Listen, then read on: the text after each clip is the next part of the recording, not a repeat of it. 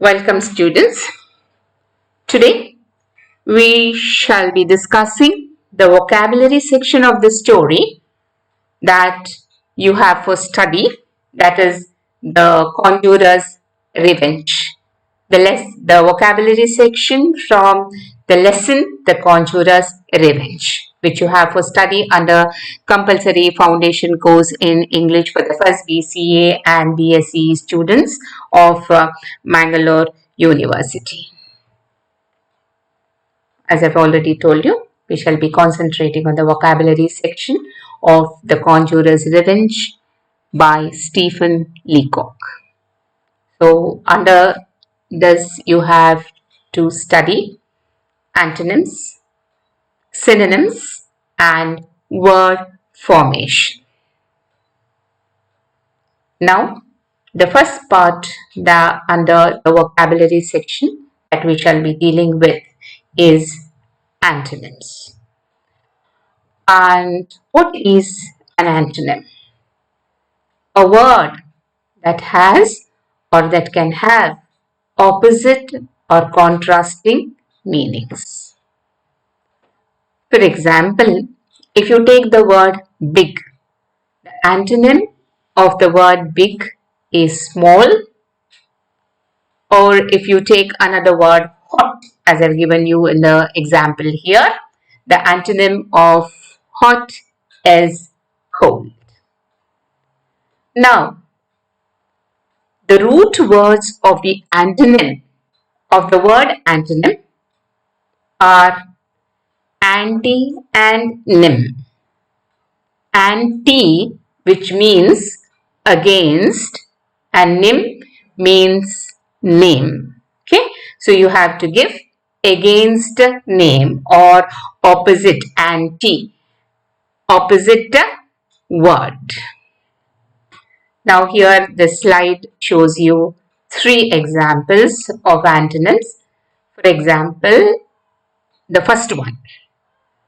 The antonym of the word negative means positive. Again, the antonym of the word happy is sad, opposite. You're happy, but when you're not happy, you don't say I'm not happy, you say I'm feeling sad. And the antonym of the word above is below. Above means up, on the top. So below means under, down, and so on. Okay. So the antonym of above is below.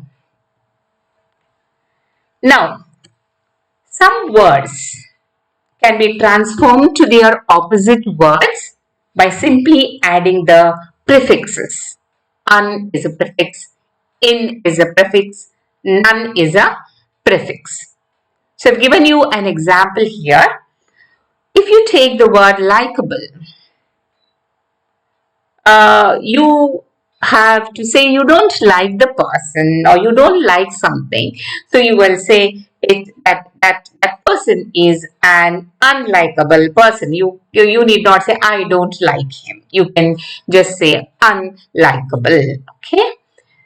Now here we have a few words which are taken from your textbook from the lesson The Conjurers Revenge, and you have to fill in the blanks with the antonyms of the underlined words. So you see here that often is underlined. What is the antonym of the word often?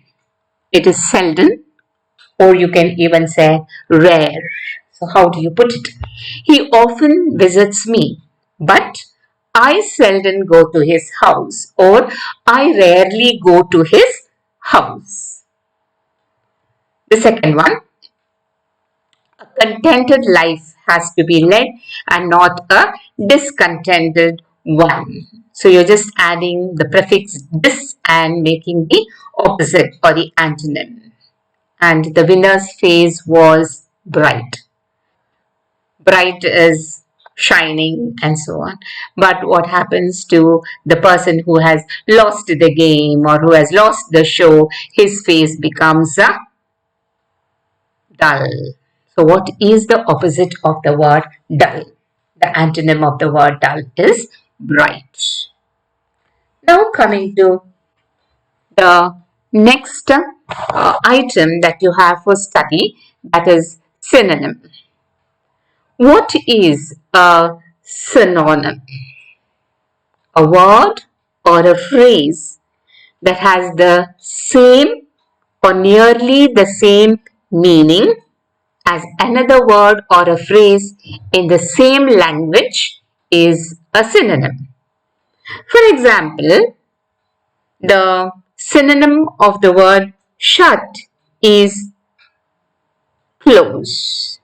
And now here when you give the opposite antonym, the antonym of shut is to open. But the synonym, you're giving the meaning. Okay, another word. And so it becomes a close. Now here I have a small list where a synonym, different words can be used depending on the context. For example, you have the word things. So a person things are lying on the table. Instead of saying your things are lying here, you can say your belongings are here on the table. Your property can be used depending on the context. The tools that you use for your work, they are your belongings. Your goods, instead of saying goods, instead of saying property, instead of saying things, you can say goods, your gear, or the stuff that is on the table. Okay, your stuff is on the table, your belongings are on the table. So different words can be used to mean the same thing depending on the context. Now here uh, we have the way the question put forward to you here in the way it will be asked in the examination. Choose the correct synonyms of the underlined words from the alternatives given below. So here you have the first sentence. The old building was ruined by the floods.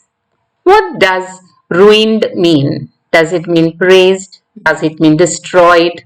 Does it mean reproached or supervised? So the meaning of the word ruined is destroyed. The old building was destroyed by the floods. Next, the tricks of the magician transpired when the curtain was raised. So what is the meaning of the word transpired? Narrowed? No. Narrow is something that is very thin. Secure is not a word that can be given as a meaning for transpired, nor can destroyed be used. Here it is transpire is to happen. So it means emerged. Okay, the word, another word here which you can substitute for as a synonym for transpired is emerged. Tom looks puzzled. Now let's concentrate on the word puzzled. What does puzzled mean? Does it mean anxious, troubled? Does it mean annoyed, angry? Does it mean confused, not able to understand? Or does it mean charmed? So, the right answer is confused or unable to understand, unable to focus on something. So, the right answer here is confused. Now, students, we shall be we're finished with antonyms, we're finished with synonyms. So the third part that you have for study under vocabulary is word formation. The formation of words in a language by the process of derivation and composition is word formation. The formation of words in a language by the process of derivation and composition is word formation. Now, how do you derive the word movement? Move is a noun. So when you want to change it to a verb,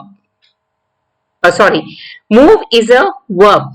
So when you want to change it to the noun form, it becomes movement.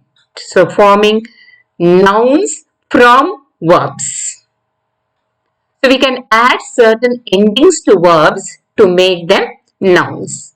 For example, move, train, create, transmit, recover, organize. These are all verbs.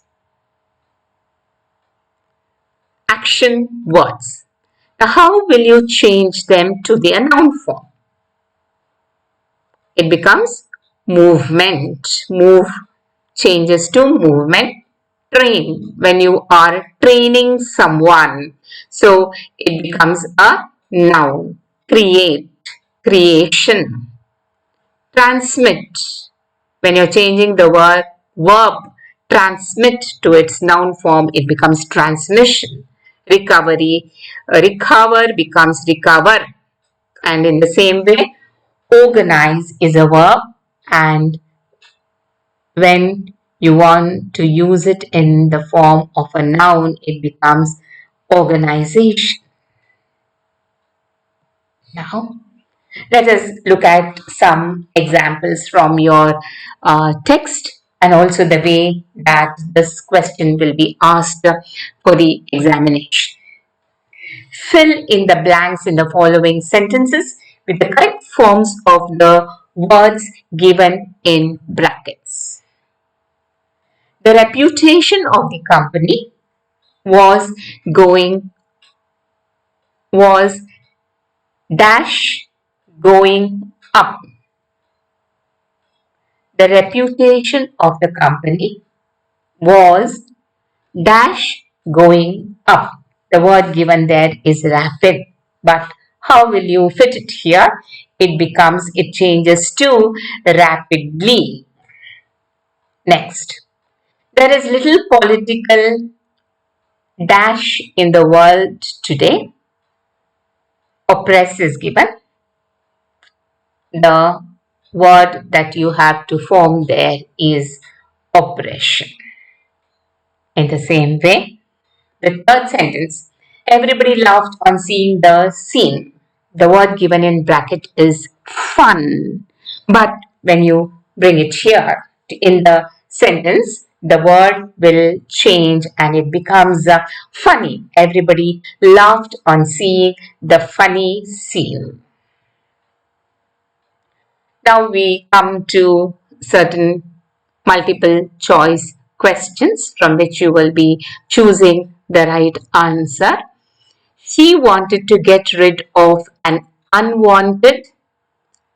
The word given in the bracket is response, but which will be the right word from the MCQs. Responding, responsibility, responded, reply. The right answer is responsibility. Second one, her entire face beamed with happiness. You have to pick the right synonym here, the right meaning of the word. So, beamed, what does beamed mean? Does it mean brightened or scowled, emptied, nagged? The answer is brightened. Her entire face brightened. Next.